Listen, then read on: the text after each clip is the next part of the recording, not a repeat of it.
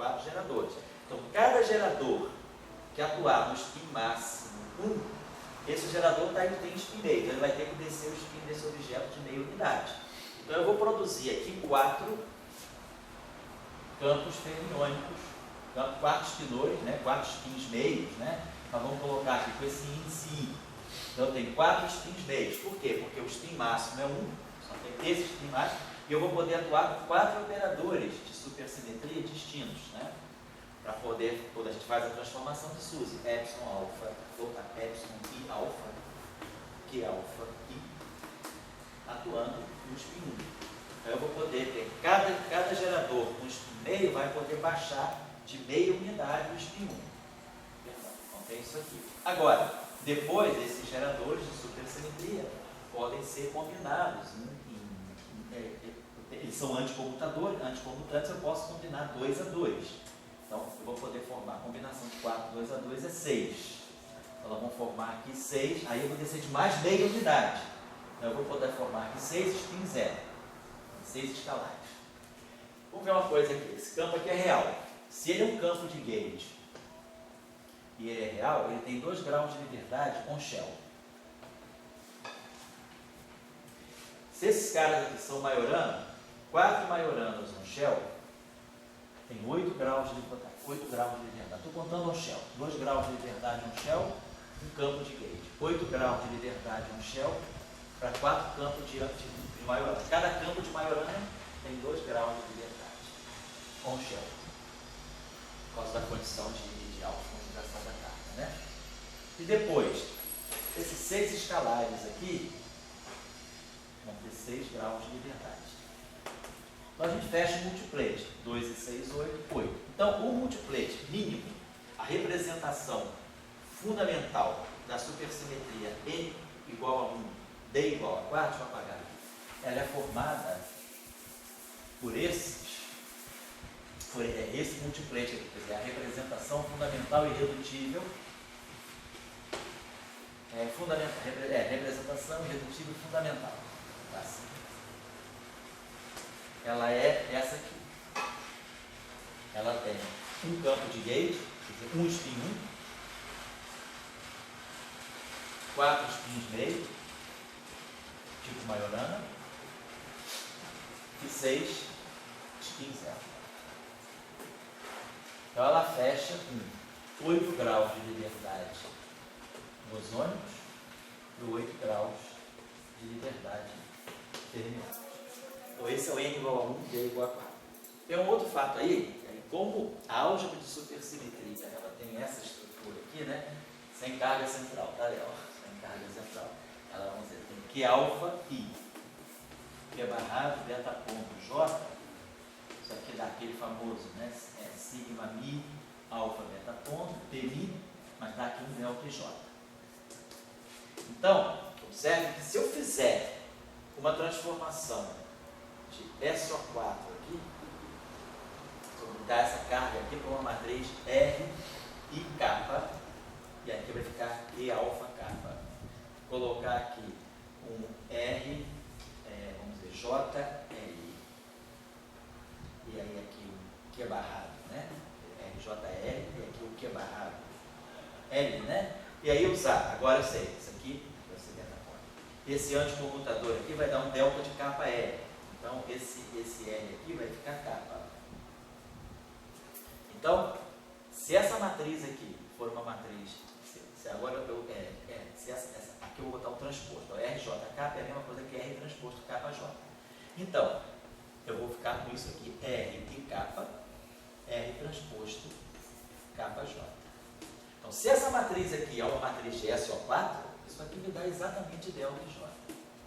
Então, se eu fizer uma transformação de SO4 em cima das cargas de supersimetria, a álgebra de supersimetria não muda. Eu faço SO4 porque esses espinores são majoranas, são sujeitos a uma condição de realidade. Então, a álgebra de supersimetria, vou botar aqui, se eu tiver, a álgebra de SUSY N igual a 4 é essa aqui, que é alfa I, tem 4 geradores, Q barrado beta ponto J. Então, isso aqui vai ter o delta J, e aí sigma mi, alfa beta ponto, P', é a álgebra de Suzy, 4 supersimetria. Aí a gente observa que essa transformação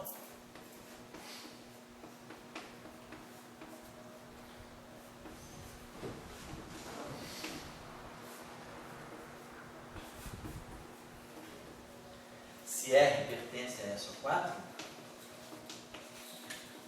essa transformação é o que a gente chama de um endomorfismo da álgebra. Um endomorfismo é alguma coisa que é uma transformação dentro da álgebra dos elementos, mas que não afeta a álgebra. Quer dizer, se eu fizer uma transformação de SO4 aqui e aqui, a gente viu que essas matrizes elas se cancelam de forma a produzir um delta.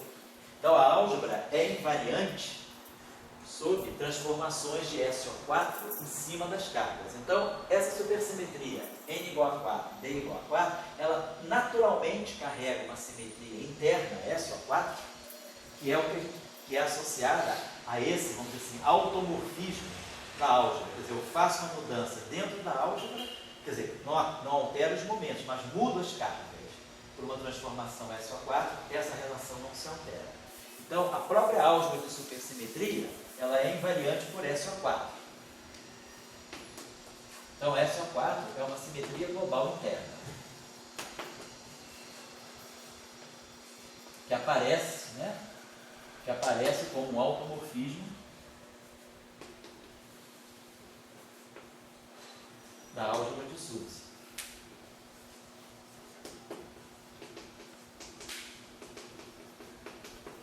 N igual a 4. E não é à toa que esses números aqui aparecem. 4 é a revocação. 4 é a representação fundamental de SO4 e 6 também é uma representação de SO4. Porque quando eu pego um quadruplete de SO4, vou pegar um objeto agora, um vetor de SO4, VI vai de 1 a 4, vezes 1J, que vai de 1 a 4, isso aqui dá 4 vezes 4, 16.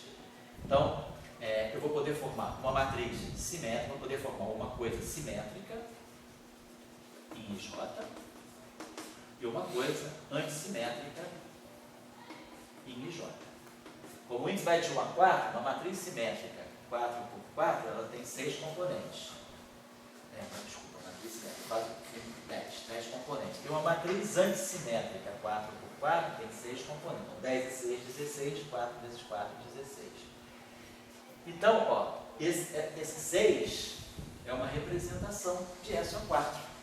A representação seria essa representação aqui de SO4. É a representação antissimétrica de rank 2. Então, esses caras aqui estão na representação fundamental de SO4 e esses caras aqui estão numa representação antissimétrica de rank 2 de SO4. Então, esses coeficientes também não são casuais. Eles são explicados pelo automorfismo da álgebra de Suzy.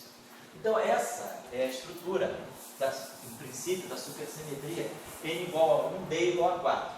Essa é a representação fundamental. Então, outra coisa interessante é que ela contém spin 1, spin meio, spin 0. Spin 1 é o campo de gauge. Spin meio é onde a gente coloca a matéria, tanto leptons quanto partes. E spin 0 é onde a gente coloca o bóson de Higgs, o campo de Higgs.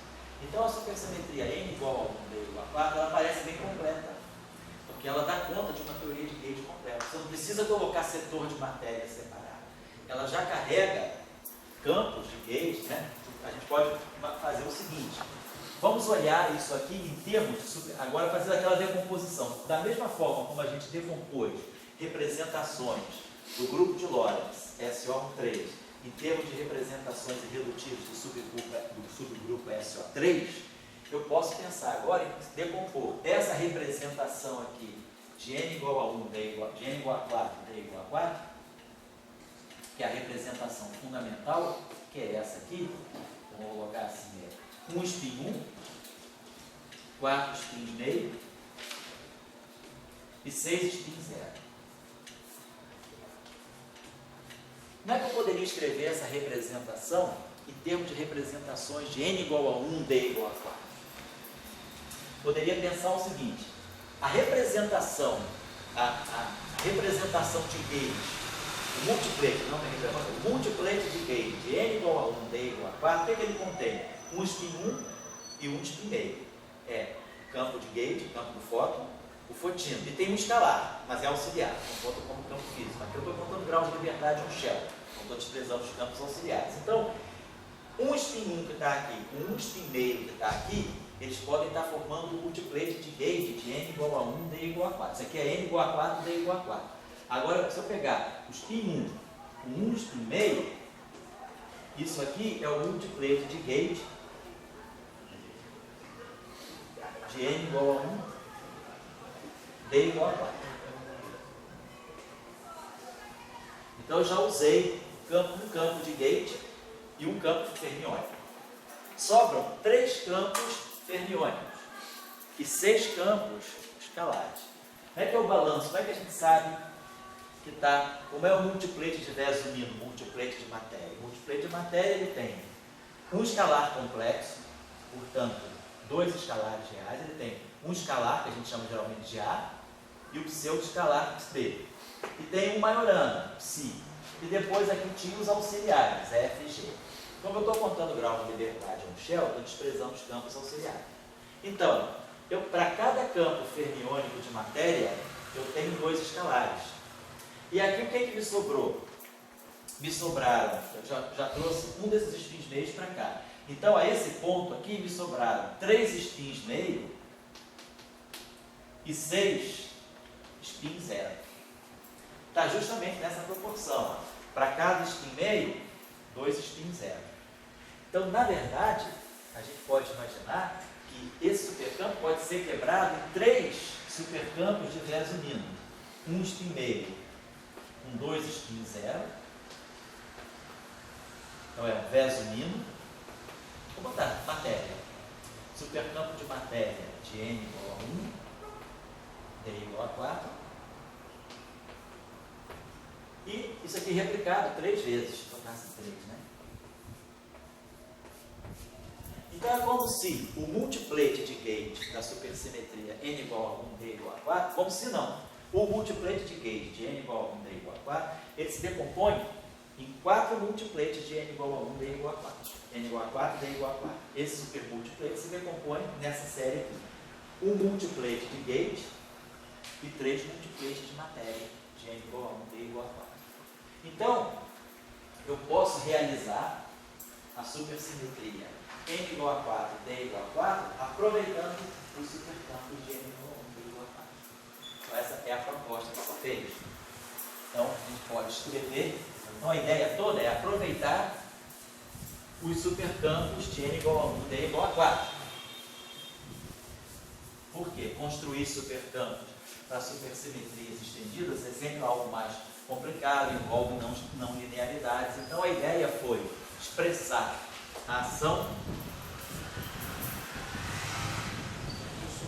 Pode falar. Mas vocês consideram. Pode falar? Devido ao fato de considerar apenas o grau de liberdade do shell, Isso. a gente não tem os campos auxiliares. Isso. Aí tem o problema da não linearização. Isso. E como é que ficaria a normalização então? A n igual a supersimetria igual a 4. Você faz, aí você introduz os campos, quer dizer, os campos auxiliares que vão aparecer na supersimetria n igual a 4, eles são os campos auxiliares que você importou de n igual a 1. Porque agora você vai escrever isso aí em termos de campos, de supercampos de n igual a 1, d igual a 4. E quando você escrever supercampos, aí você bota os campos auxiliares. Isso. E aí a renormalização fica da seguinte maneira.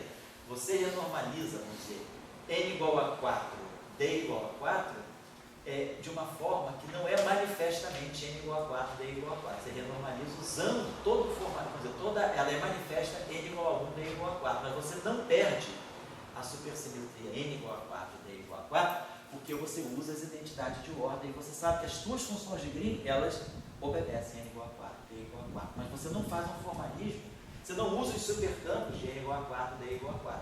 É como se você pensasse o seguinte. Isso, é como se você pegasse algum espaço de Minkowski, você pega a equação de Dirac, mas não escreve no espaço de Minkowski, escreve em função do espaço euclidiano com um tempo. De uma forma que não é manifestamente covariante. Se você olha para a equação, você vê x separado de t, você diz, será que essa equação é covariante? Ela não é manifestamente covariante, mas se você fizer uma transformação de Lorentz, ela fica covariante, você vê que ela é covariante. É o que vai acontecer. Você faz tudo para n igual a 4, d igual a 4, em termos de n igual a 1, d igual a 4. Então parece que você só vê supersimetria N igual a 1. Mas se você fizer transformações de N igual a 4, D igual a 4, você fecha. Tá? Essa é uma discussão que não é trivial. Porque, assim, você nunca, dificilmente, assim, tem pouquíssimos papers na literatura que estudam supersimetria N igual a 4, D igual a 4, com os supercampos de N igual a 4, D igual a 4. Para a supersimetria N igual a 8, D igual a 4, até 8 está fechado. Em termos de supercampos. É difícil achar os campos associados. Tá? Então a gente vai escrever a supersimetria, a super Young Mills, N igual a 4, D igual a 4, em termos dos supercampos de N igual a 1, D igual a 4. Então eu vou precisar introduzir um supercampo de gauge, que eu vou chamar aqui de V, e 3 supercampos de matéria, que eu vou chamar aqui de φI, onde esse I aqui vai de 1 a 4, vai de 1 a 3. São 3 supercampos de matéria. Então, deixa eu colocar a ação, ela fica, e aí todos, agora, todo esse multiplate aqui, é multiplate, quer dizer, isso tudo aqui é um multiplate de gauge, de N igual a 4, D igual a 4. Então, como esse cara aqui é Lie álgebra value, esses aqui tem que ser também. Então, todos esses campos que vão aparecer aqui, vão ser necessariamente, você não vai poder colocar a matéria, por exemplo, na representação fundamental. A matéria, ela vai ter que necessariamente estar na representação adjunta, porque a matéria, ela já sai no mesmo multiplate que o campo de gauge. O que é interessante da supersimetria N igual a 4, D igual a 4, é que você não distingue entre campo de matéria e campo de gauge. Ela é uma teoria que só tem campo de gauge. Mesmo aquilo que tem spin meio, que seria a matéria, e mesmo aquilo que tem spin zero, que seria o Higgs, eles estão na representação adjunta. Então, a supersimetria N igual a 4, D igual a 4 é uma pura teoria de gauge. Quer dizer, você não tem interação, auto-interação. Todas as interações são interações de gauge. Tá? N igual a 1 não.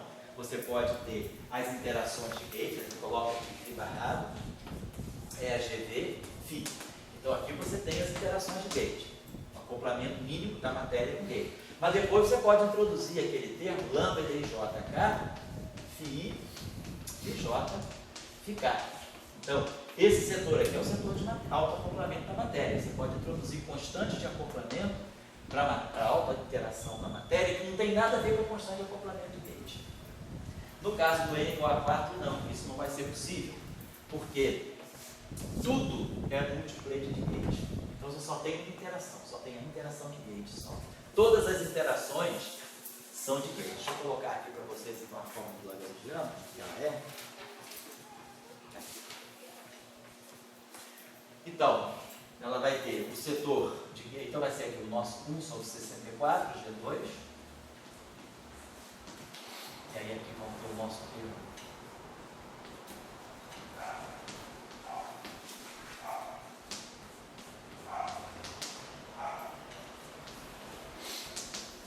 Aí claro, vamos poder botar aqui o Lagrangiano de gauge fixa, mais o Lagrangiano de ghost. Não vai nem precisar escrever, é o mesmo. A gente tem um supercampo de matéria G, supercampo de gauge. A novidade agora, os acoplamentos agora, o Lagrangiano de matéria gauge vai ser, vou botar aqui. E agora vai aparecer aqui um traço de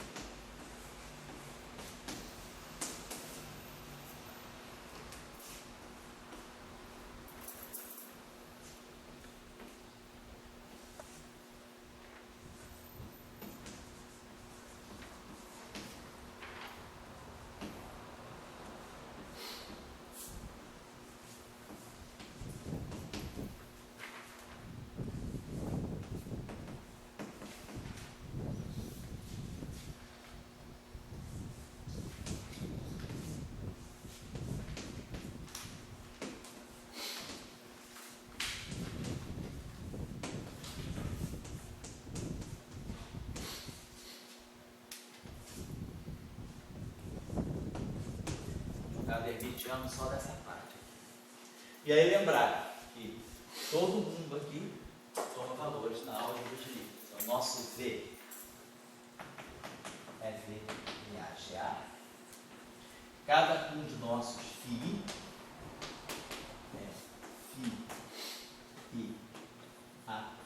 FIAGA.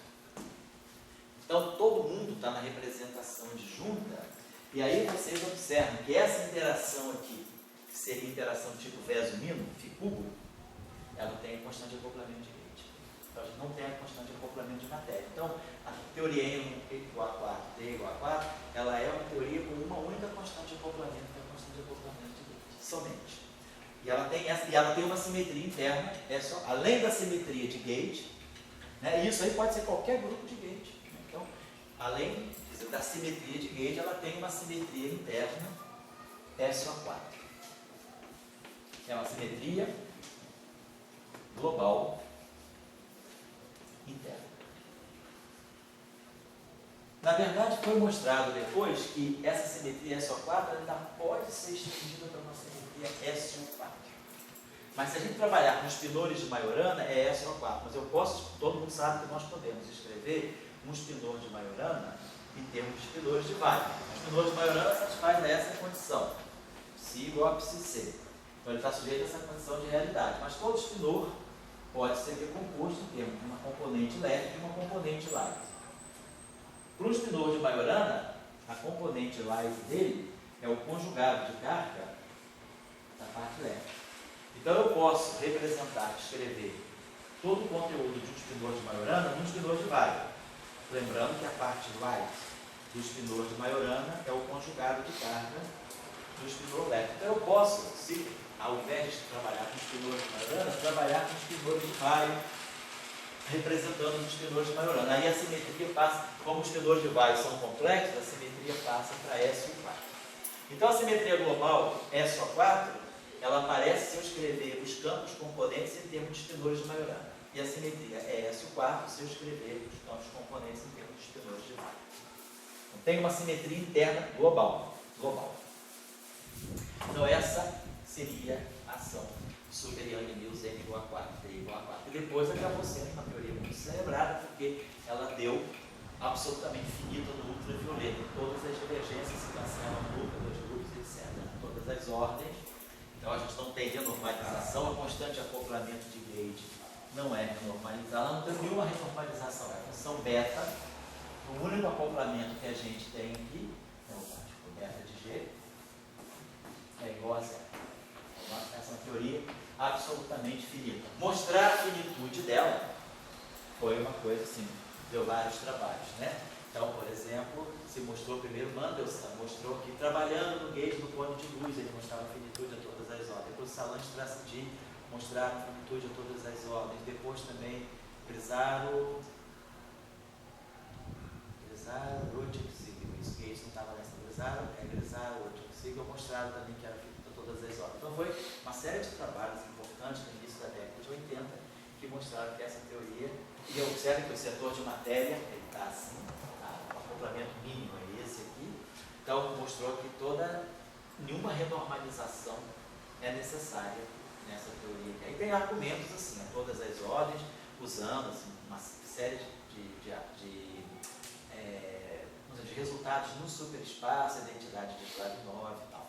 Então eu só queria apresentar esse modelo, que esse modelo é interessante. Do trabalho do Salan, do Physical Review, eles propõem uma forma em componentes. É bom a gente também ver a coisa em componente, para ficar, porque olhando para esse lagrangiano em supercampo, tudo fica muito assim, fechado, né?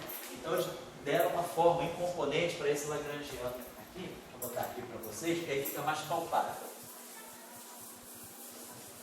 Então, usando essa parametrização aqui, usando que nós temos três supercampos quirais e um supercampo de Gauge. E aí eles fizeram a coisa, escreveram a coisa dele. E está todo mundo na representação adjunta. Então, todos os campos estão na representação adjunta. Eles parametrizaram da seguinte maneira. O campo de Yang-Mills, né? Lie álgebra Weyl. Depois, pegaram os supercampos, os campos fermiônicos, né? Os campos de spin meio, os quatro campos de spin meio. Esse I aqui vai de 1 a 4. Aqui, esse I, está indo de 1 a 3, porque eu separei o supercampo de Gauge, vou botar aqui para não confundir. Esses índices ali vão de 1 a 4. porque esses são os múltiplex, né? Então, são os três múltiplex, né? Esse I, J e K, vão de 1 a 3. Eles medem, são os três múltiplex de matéria de verso mínimo. Agora aqui, vamos juntar tudo, os 4 espinores, tanto o espinor de gate quanto os outros espinores, reunir tudo aqui nesse índice I que vai de 1 até 4. Então esse índice I agora para nós vai de 1 até 4. E depois aqui o setor de escalares, que vão ser escritos assim, dessa forma. H e J, que vai de 1 até 4. Antissimétrico. Então H e J igual a menos HJI.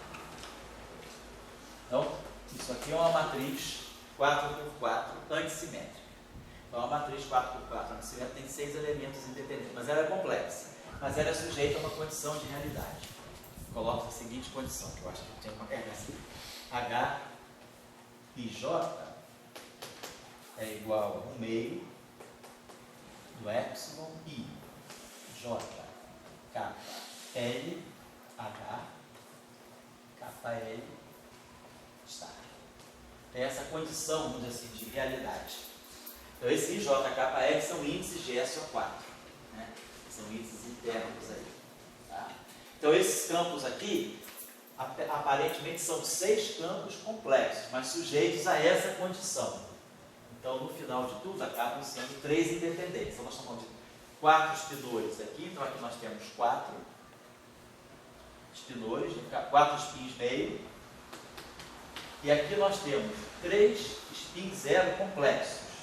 Portanto, 6 spins zero reais. Tá? Então, são 3 spins zeros complexos. Não são 6. Em princípio, seriam 6 complexos. Mas essa condição aqui mostra que de 6 eu caio para 3 complexos independentes. Então, 3 complexos são 6 reais.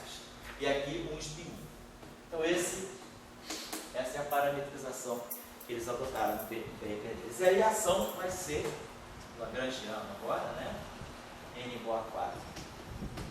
D igual a 4. Vou botar aqui essa mais transitiva.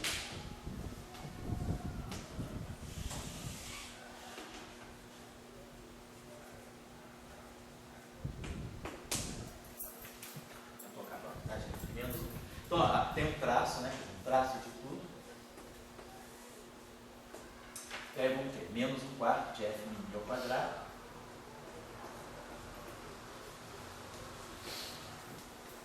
Mais psi errado e psi. Então, complemento derivada covariante, né? Aí aqui coloco mais 1/4 dmi h e j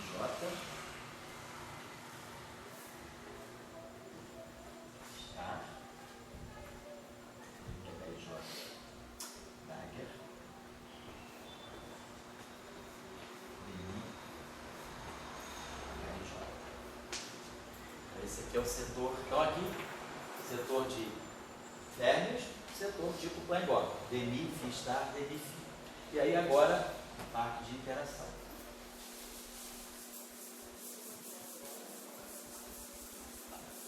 Então ali eu tenho as interações de gauge pelas derivadas covariantes. Né? E aí agora a parte de interação é como se fosse interação de matéria, só que com acoplamento de gauge. O acoplamento vai ser sempre o G. Então aí depois a outra parte ela vem menos G sobre raiz de 2 H I J Dagger. E aqui, deixa eu botar a anotação um pouquinho.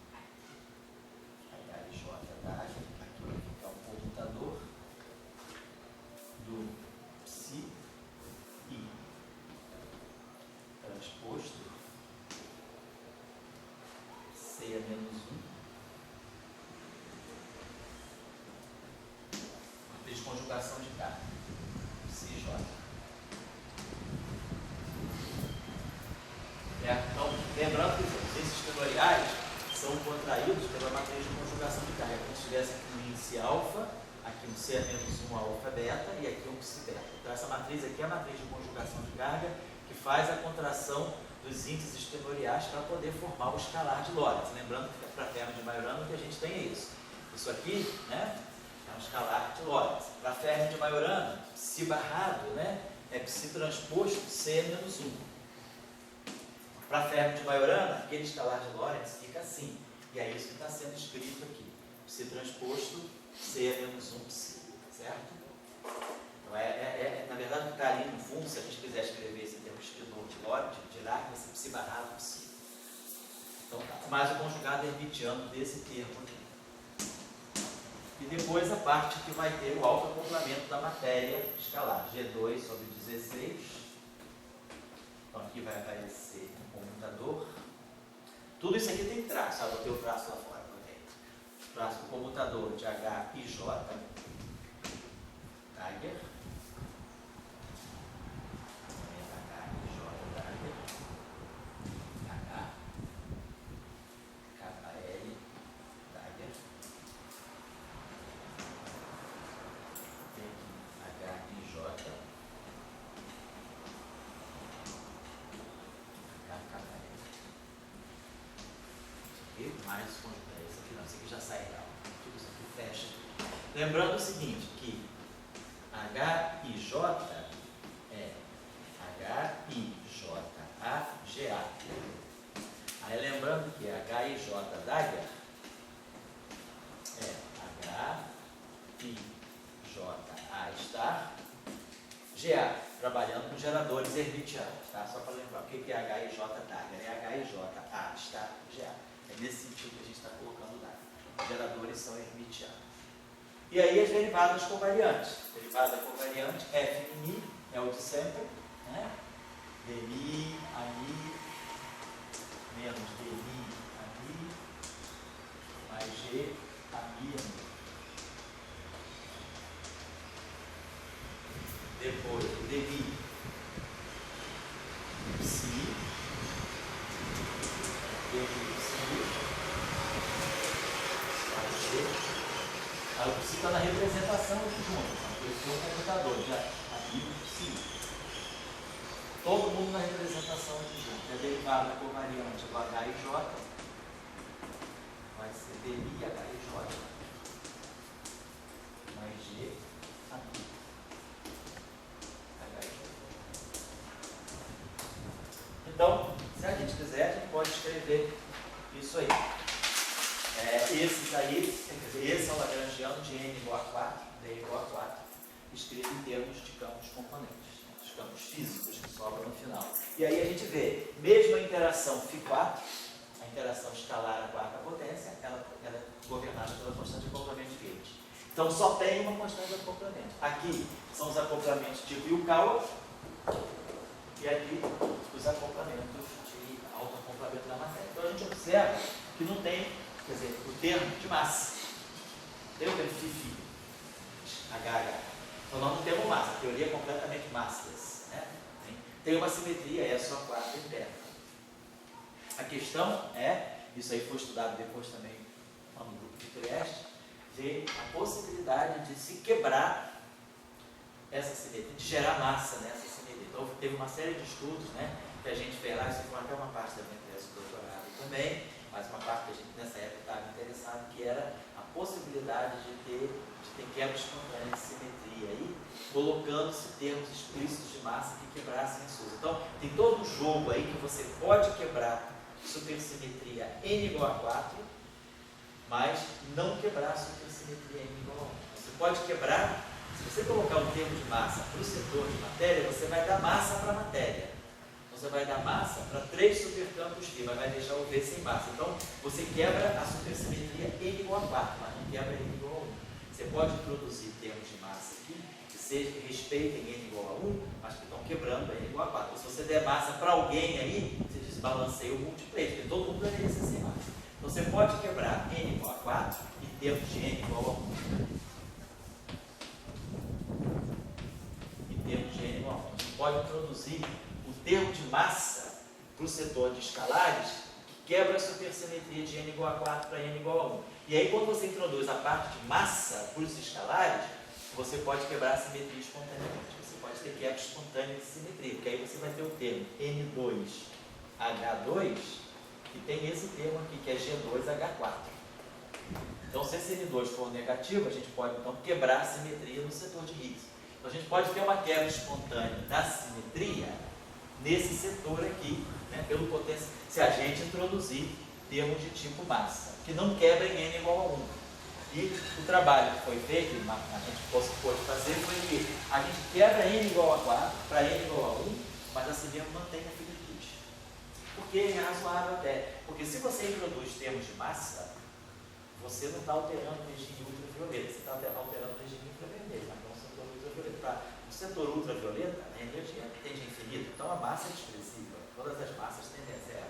Então você pode introduzir termos de massa sem alterar o cancelamento das divergências ultravioletas. Então a gente pode ter supersimetria N igual a 4 quebrada para N igual a 1 por termos de massa. E aí, esses termos de massa quebrarem a simetria de Gauge espontaneamente. Então, a gente tem vários estudos aí para poder melhorar o setor de infravermelho. Porque aí vocês podem observar o seguinte, esse modelo aí, essa teoria N igual a 4, D igual a 4, tudo é sem massa. Então, ela tem infravermelho abundantemente. Né?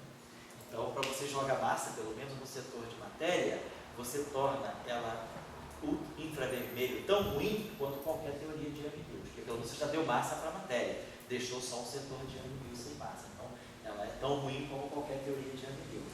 Mas aí você também, ao mesmo tempo, coloca essa massa sem quebrar, sem violar o cancelamento das divergências ultravioletas. Então, essa teoria é muito rica. Ela depois veio sendo estudada ao longo dos anos 2000 também, em conexão com toda aquela discussão final dos anos 90 de Zeider e Witten, do confinamento e a estrutura de monopólio e antimonopólio. Então, essa teoria é sempre um modelo interessante de se conhecer bem. Né? Se alguém quisesse entrar realmente em detalhes da supersimetria N igual a 4, D igual a 4, o melhor lugar, absolutamente melhor que tem, é o livro do Guézaro, do Guézaro do Teixeira, e o livro de Fields do Ziegler. Esses são os dois lugares onde você vai encontrar mais assim, detalhes sobre a supersimetria, a super Young-Mills N igual a 4, D igual a 4. Então, na outra vem, então, eu vou ainda acabar essa parte de Young-Mills fazendo uma coisa em componente, pegando, por exemplo, em Young-Mills, tipo assim, em 10 dimensões, pegar Young-Mills e o ferro de Majorana, fazer uma teoria de Young-Mills só do setor físico. E mostrar que tem uma supersimetria aí a gente tem que fazer uns truquezinhos de identidade de Firth, mas mostrar que a gente pode, por exemplo, escrever, seria interessante olhar isso para poder fazer a redução dimensional. Então a gente vai ainda no final da aula que vem trabalhar um pouco mais super Young-Mills, e aí depois eu já vou entrar na supergravidade, setor de escalares, acoplamento de escalares com a supergravidade, para depois a gente fazer o acoplamento de Young-Mills com supergravidade e finalmente fazer supersimetrias emergentes. Eu acredito que, não vamos ser otimistas, tá? Vamos dizer mais 3 encontros, eu sei que 2 não vou dar conta, nem que o Dória não esteja aí. Se o Dória estivesse aqui, eu não tinha nem começado isso aí. Então é isso aí, mas mesmo sem o Dória a gente se acaba se atrasando. Né? Então tá legal, eu acho que mais uns 3 encontros assim, abundantes, de 3 horas cada um, a gente consegue finalizar. Porque também sobre supersimetria emergente não é que tenha muita coisa, porque está aparecendo agora recentemente, né? Mas você não tem muitos estudos profundos feitos. Eu acho que também é um assunto interessante, né? Porque pode assim, abrir espaço para alguns trabalhos que vocês queiram vir a fazer. Né? Professor, esse semestre termina